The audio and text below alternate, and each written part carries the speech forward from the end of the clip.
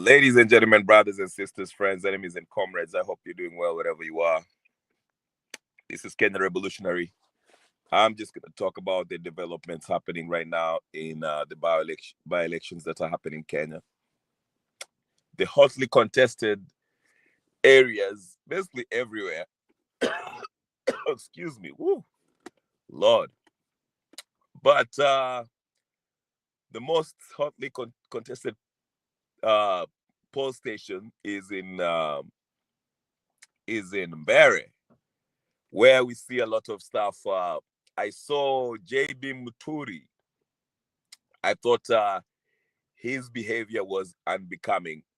I I understand why he would go up there and try to, call out the people who are suspected to be trying to influence the voters by bribing or whatever the case is. Because there's a guy who was wearing uh, yellow colors, which are, UDA colors, of course.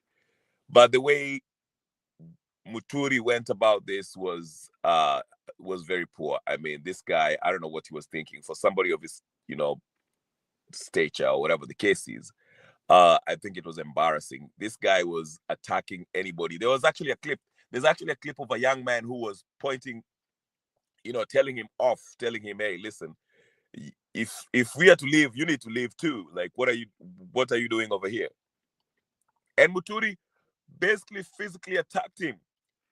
And I was like, what is going on, Muturi? You as the, I don't know, the deputy secretary of the DCP party or whatever the case is, you cannot show up in the polling station and start attacking people. Okay, I understand there's rumors that these folks were out there trying to bribe people, whatever the case is, but there's ways to go about it. For you to actually physically attack that young man who was actually calling you out, telling you, hey, you cannot be out here blocking people from not voting. I mean, we understand uh, you had legit reason to raise concern about people showing up in uh, party regalia or trying to bribe people. We understand that part, but the way you went about it, Muturi, you are that was a absolute embarrassment. Now, these shenanigans did not stop there. I saw in Kasipul, what's this guy's name? Let me get it right. What's his name? I forgot his name. Oh my goodness. Uh, this Kaluma, yes, Kaluma. Kaluma was up there and said he was been attacked. He had been attacked by goons. He claims that the goons were shipped out from Mombasa, Nairobi, Kisumu, and Homa Bay to intimidate voters from voting or coming out to vote. He showed up speaking to the media with his shirt torn off, not shirt torn off, but what appeared to be blood in his shirt. But I wasn't convinced. It's sort of, it is kind of it's like, if you look at his shirt, the blood on his shirt, I don't see the wound that corresponds with bleeding that was happening in his shirt. It was on his right side by the neck, his collar and his shoulder. But if you look at it keenly, you don't see any wound, you don't see any bleeding, and it doesn't really look like blood. But I mean, I will reserve my judgment till later on so you can actually take more pictures, but it just looks fake. It's sort of the sort of shenanigans that Moses Kuria was trying to pull yesterday, the day before the when he showed up in Bere with his head wrapped up, claiming that he was attacked.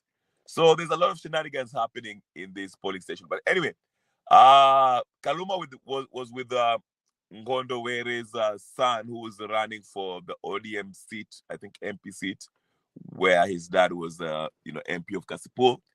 And they were claiming that, there were goons out there who were attacking people and doing all sorts of things, trying to intimidate people from not voting.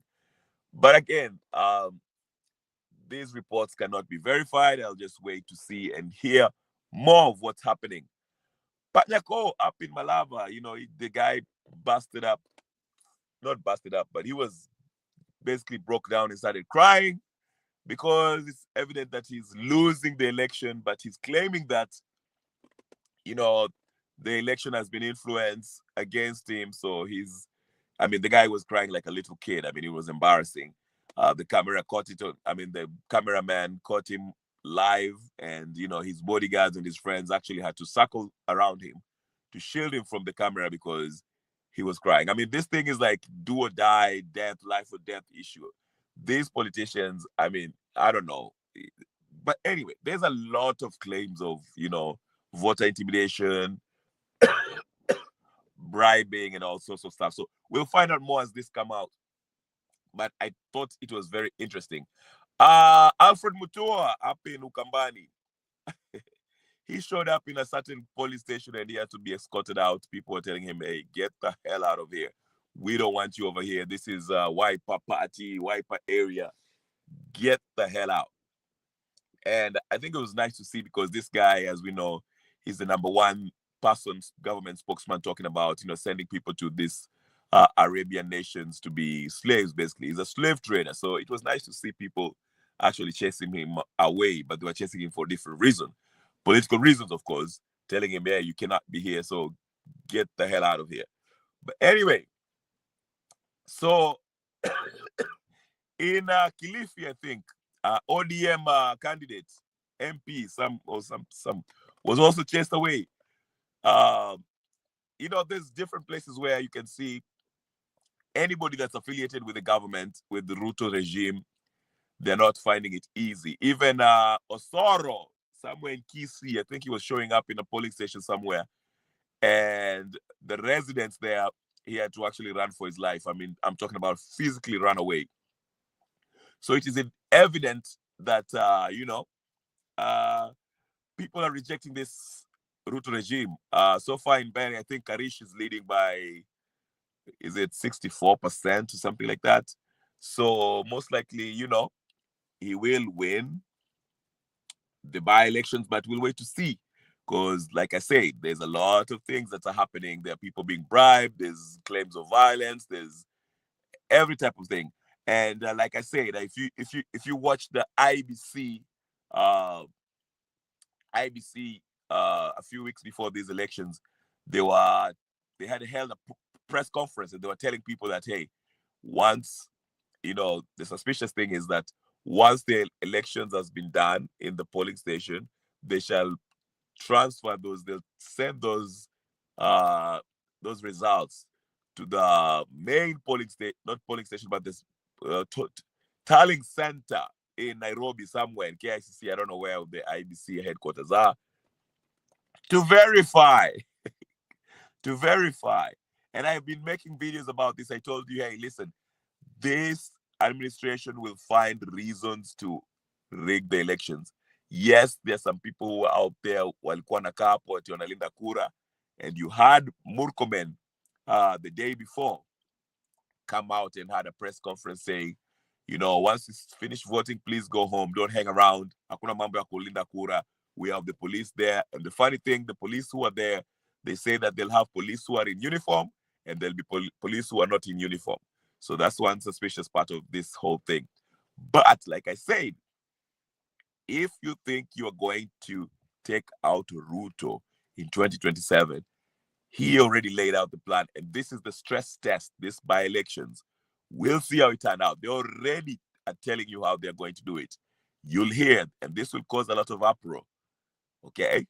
Like the Mbere North, that Mbere one is really, really the most interesting to me because Ruto wants to make a statement to Gachagua that, hey, listen, I am still strong in Central Province.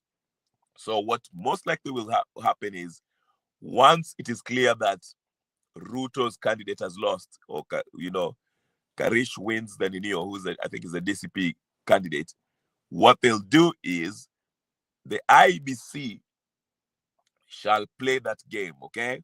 Wataanza kusema ati, we want to verify these things because there's a lot of nonsense that was going on during the polling when people were voting, and of course with the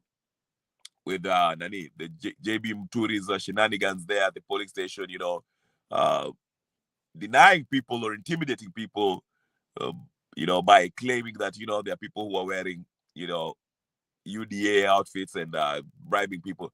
That should be a reason that the IBC will use to say that, oh, let's recount these results. We don't think it's the Neo Muturi was out there trying to do some monkey business, okay? So they'll use reasons like that to say, oh, okay, we'll take these results and then we shall go verify them at the IBC Nairobi somewhere there. And before you know it, you'll see that whoever was leading will lose the election. So these are the kind of games that they'll play. But anyway, we shall continue to follow, see what's going on. Tune in, share, subscribe, like, comment. I'll be live later on today and we'll talk more about what's going on in these by-elections, okay? My name is Kenyan. Subscribe, share, comment, and I'll talk to you guys later. Peace and blessings.